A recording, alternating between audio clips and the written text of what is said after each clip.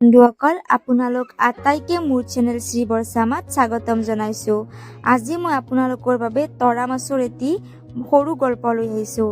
গল্পটো যদিও বহুত সৰু, ইয়াৰ শিক্ষাই আমাৰ জীৱনত বহুত পৰিমাণে প্ৰভাৱ পেলায়।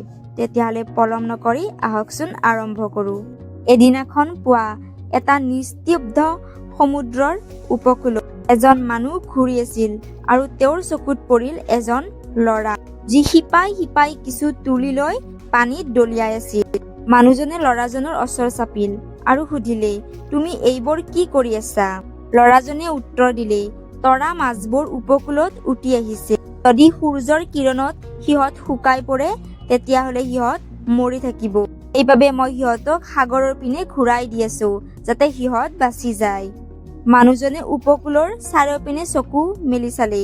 উপকূলত হাজাৰ হাজাৰ তৰা মাছ আছে। তেতিয়া তেওঁ হাঁহি মাৰি ক'লে, তোমাৰ এই কামে কি সফল কাম পাব?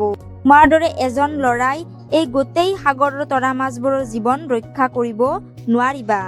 এতিয়া ল'ৰাজনে এটা তৰা মাছ হাতত উঠাই ল'লে আৰু পানীত দলিয়াই ক'লে। আৰু সেই তৰা মাছটোৰ জীৱন ৰক্ষা কৰি ল'ৰাজনে মানুহজনক ক'লে, মই এটা মাছটো বচালো।